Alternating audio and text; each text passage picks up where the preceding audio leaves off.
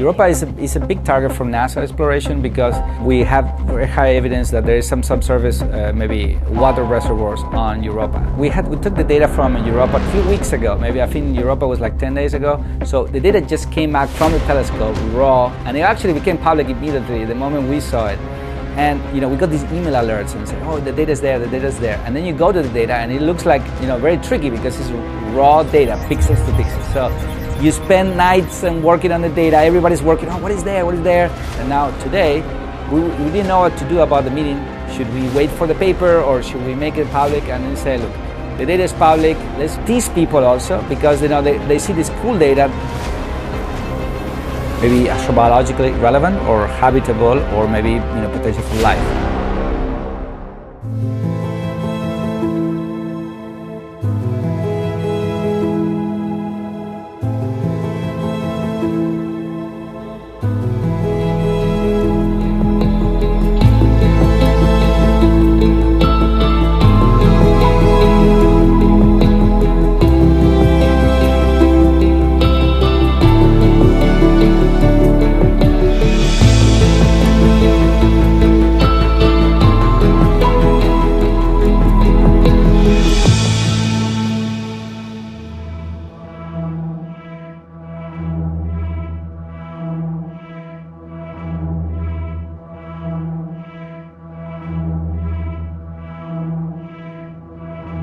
Jupiter is the largest planet in the solar system, and if people have a mental picture of Jupiter, they might think of it with its great red spot.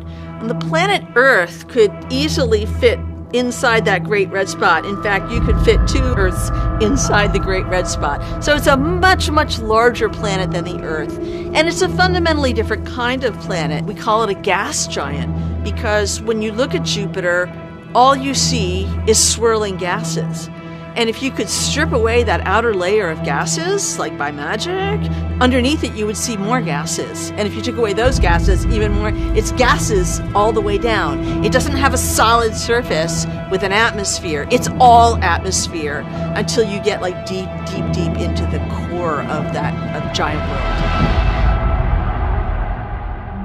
Galileo actually looked at Jupiter with his small telescope and made an astonishing discovery that there were tiny dots that seemed to be orbiting Jupiter. And this was the discovery of the 4 largest moons, which today we call the Galilean moons. And that was really crucial at that time because it was the first time we had evidence that our Earth was like not the center of things. Here was a system where other things were the center. Jupiter was the center of that system. So when Galileo first discovered there were some moons around Jupiter, we didn't know anything about them. We just saw they were small, pretty bright, nearby, going around pretty fast around Jupiter. But then we were lucky to have a few missions to go through the systems. One first was Voyager. Scientists at Cape Canaveral, Florida sent another unmanned Voyager spacecraft on its way to Jupiter and Saturn today. It lifted off flawlessly at 8:56 a.m. This Voyager presumably will get to Jupiter in March of 1979. Dr. Smith, can you offer yet any kind of a historical scenario for the cracks on Europa? Why they're there? No, Rick, I cannot. I'm sorry. No, I think we've had these pictures in hand for something like 24 hours or so, and I think we really don't begin to understand these features that we're seeing on Europa. It was no surprise that we should be surprised. Europa looks very different from the other satellites. And they had remarkable surprises all throughout the Jupiter system. And we got some very nice pictures in late yesterday afternoon and last night of the inner 2 satellites, Io and Europa, which I'd like to share with you. And it looks very unlike any of the other satellites in the style of the contrast we're seeing, and also quite unlike any other planet we've seen. For instance, you don't see lots of dots or large, irregular, circular-shaped regions of darker material. What you see is more or less fuzzy boundaries, and then these rather sharp, semi-linear features that sort of reminiscent of fracture patterns or something of that sort. And these are big features. They may be between 50 and 150 kilometers across. They're several thousand kilometers long.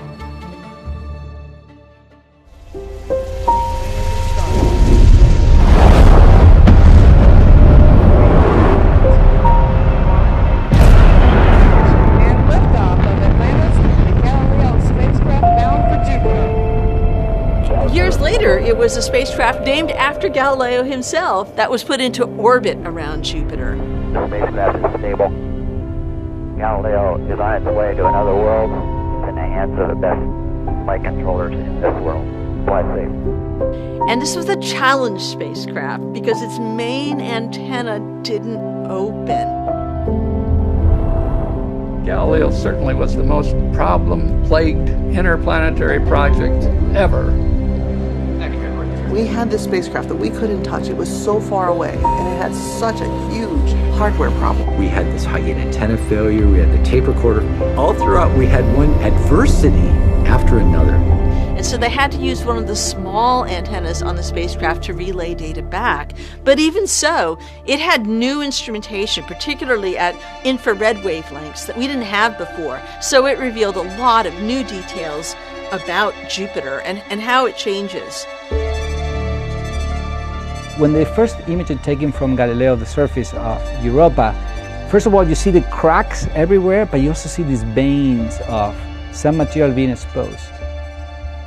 Below this crust of ice, which is primarily water, there is a subsurface ocean. Good afternoon. My name is Dwayne Brown with the Office of Communications, and welcome to NASA headquarters. Today's Science Update will feature new theories concerning Jupiter's icy moon Europa. In fact, what you will hear today opens up compelling possibilities in the search for life elsewhere in the universe. The Galileo orbiter in the late 1990s detected the magnetic signature of an ocean underneath the ice crust, a liquid water ocean. It did this using a technique that is somewhat similar to the way that metal detectors work, for example, at a beach. Looks for things that are electrically conductive, and a liquid water ocean with salt in it is quite electrically conductive compared to ice. So Jupiter is 5 times farther from the sun than Earth is, and so we are just so surprised that we were able to, that far out from our host star, find a world like Europa that's able to maintain a subsurface ocean. That's not something that we expected to see. We're able to again maintain that ocean because of Jupiter's gravitational tug on Europa and that tidal heating, but this is something that's really special. It's really special to find liquid water on a moon that is so far away from the parent star in the system. I think Europa is one of the most interesting places in the solar system because it probably has more liquid water than all of Earth's oceans combined. And when we think about the possibility of habitability beyond Earth, the possibility of life elsewhere in the solar system, we want to follow the water. So Europa is a super exciting place to me, and I think to many other people. Jupiter is a big planet, so it has a strong gravitational field. So it easily holds in check all of the moons that surround it. And frankly, I lose track of how many moons there are because new ones are discovered all the time. Maybe it's 60, 70, 80, 90. I don't even know anymore because there's so many of them. But the major moons, the large ones like Io, Ganymede, Callisto, Europa, those moons are big. They're worlds in their own right. And because they're large, they interact with one another. And they get into what we call resonances. And that means sort of like for 2 times around this moon, the other one does 3 times around, and then they line up. And every time they line up, there's extra gravitational pull on them because of the moons and because of Jupiter's strong gravitational pull. And that tidal pumping that happens from these resonances, we know warms up the interior. You have what should be ice ball moons actually turning into melted rock moons or liquid ocean moons.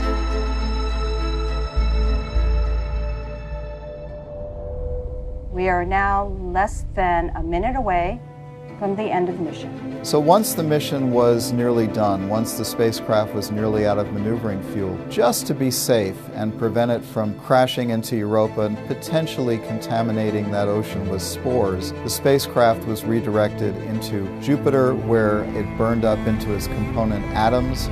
We are counting down here the space flight operations.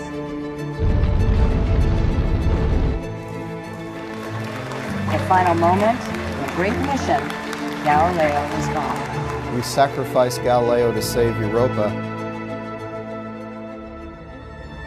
Atlantis, Houston, you are... Most interesting to understand how Jupiter changes over time has been the incredible more than 30 years record from the Hubble Space Telescope. Houston, Atlantis. Hubble has arrived on board Atlantis with the arm. Atlantis, Houston, we copy. Nice job, Megan. Nice job on the Proxap's flying as well. It's great to be back with the telescope.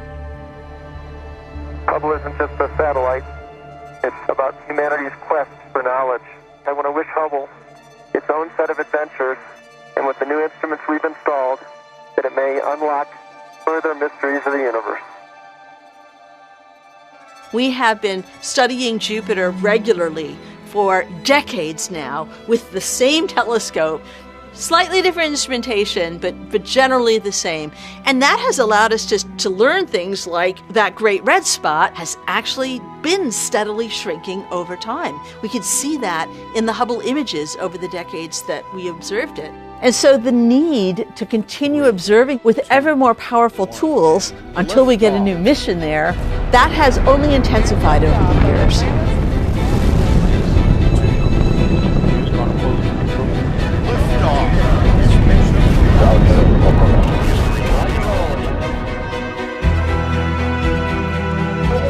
And we have engine start and liftoff.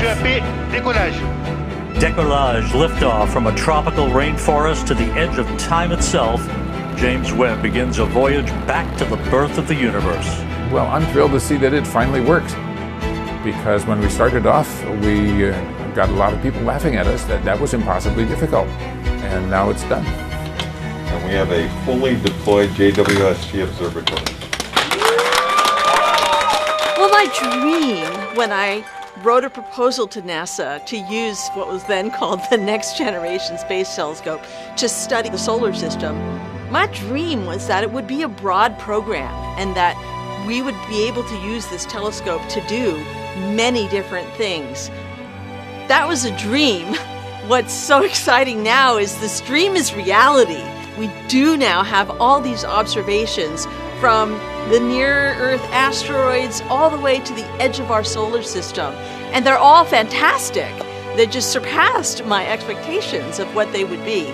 So it's a really exciting time to be a planetary scientist using JWST. We have sent a lot of spacecraft to Jupiter. We orbited Jupiter with Galileo for many years. We currently have an orbiter there called the Juno spacecraft. So you might wonder, like, what could we ever learn with the telescope that we haven't seen when we're right there? The answer is, with a new facility like Webb, you actually can sense different altitudes in the atmosphere than you can with the cameras on the spacecraft that were there in the past and are currently there right now. And by looking at the different altitudes, you can pull out new features. When we think about the ring planet in our solar system, we immediately think about Saturn. But who else you think has rings? And this is Jupiter, that we tend to never see those rings. So with James Webb, what we did, we actually exposed the planet an incredible contrast to actually map their tennis rings around it.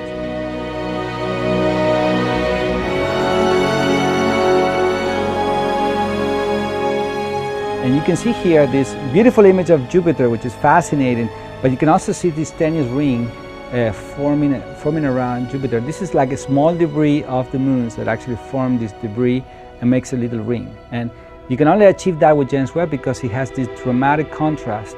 Being an infrared telescope, you can map certain colors which are more difficult, and being a big telescope with that spatial resolution, you can actually achieve that in beautiful contrast for the rings. When I am anticipating what we're going to see, I have some ideas in my head. You know, I know we're going to see some images, I know we're going to see some spectra, but the real excitement is we don't know exactly what we're going to see because the sensitivity is so much better with James Webb Space Telescope, and the spectral resolution is so much better.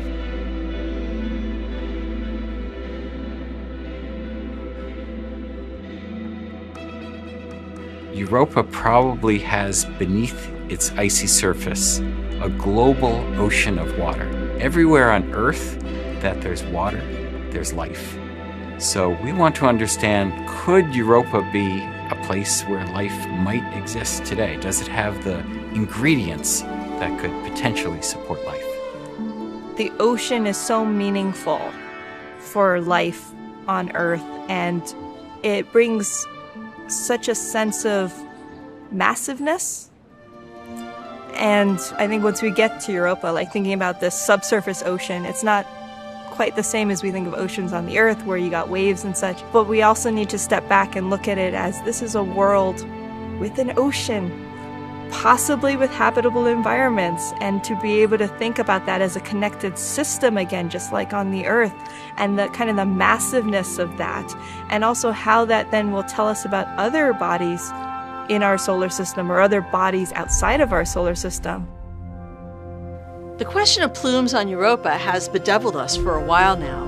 The Hubble Space Telescope looked at Europa in the ultraviolet, and they saw evidence for oxygen emission and hydrogen emission near the edge of the moon, and they're thinking, well, this is probably due to water, and so probably evidence of some kind of plume activity. But it wasn't there every time they looked.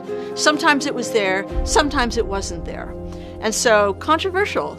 There was a reanalysis of Galileo data, and the Galileo also hinted that there was some kind of potential activity there. But again, it wasn't definitive. Europa was a key target for us with JWST to look to see if we could see a plume because we have such great sensitivity. We did not see a plume at Europa with JWST. We saw other interesting things, but not a plume. Does that mean it's not there? Maybe, maybe not. Maybe this plume is episodic. Maybe there's only certain configurations where it is active.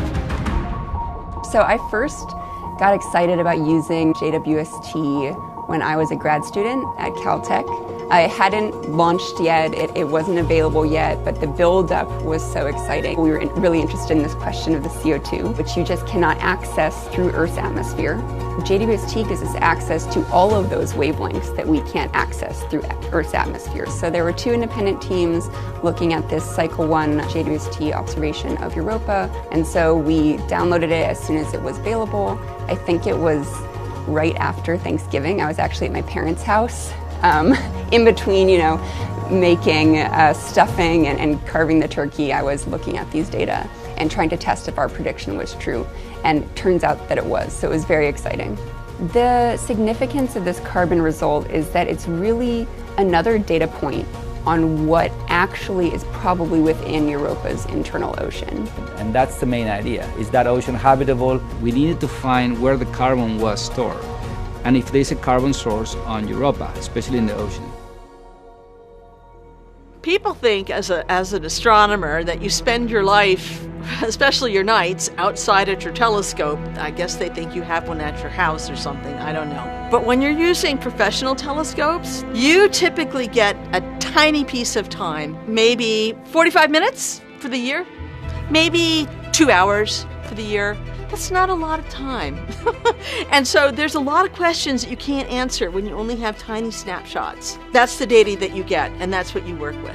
It'll take a lot more observations, and it might have to wait until we get spacecraft back in the system. So Europa Clipper is NASA's flagship mission to Europa, and it has everything on there that you would want as far as instrumentation to be able to study a moon and to figure out what's going on there as far as the geology, what's going on in the interior. And my role on Europa Clipper is as a team member on the Europa imaging system, and so that's the camera team. And so what we're going to do is try to take high resolution images of Europa's surface, higher than we've ever had before, and we are also going to look for the geyser-like plumes that the Hubble Space Telescope has observed and see if we can image those up close. So it's really full circle going from Voyager to Galileo with a little bit of the Hubble Space Telescope mixed in, JWST, and now Europa Clipper. So we're very excited. In October 2024, the Europa Clipper spacecraft is going to launch from Cape Canaveral, and it's going to be on its way to the Jupiter system.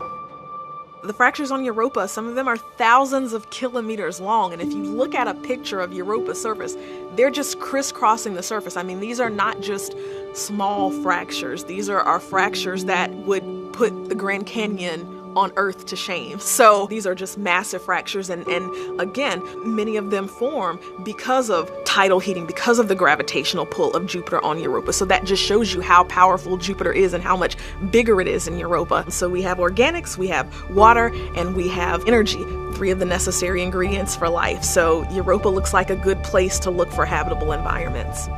So now that we know that there is a carbon source, now we can go deeper. And I think it will help a lot with Europa Clipper and more observations, deeper integrations with James Webb. We are allowed to see other carbon compounds, for example methane or ammonia, which is an antifreeze. So as we now looking for more compounds, we can more learn about the chemical diversity and some other processes that help with the habitability of the surface and the ocean. We were so honored that the National Poet Laureate Ada Limon wrote a poem about Europa and Europa Clipper. Arching under the night sky, inky with black expansiveness, we point to the planets we know. We pin quick wishes on stars. From Earth, we read the sky as if it is an unerring book of the universe, expert and evident. Still, there are mysteries below our sky. The whale song, the songbird singing its call in the bough of a wind-shaken tree. We are creatures of constant awe.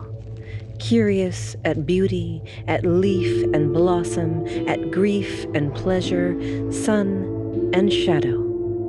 And it is not darkness that unites us, not the cold distance of space, but the offering of water.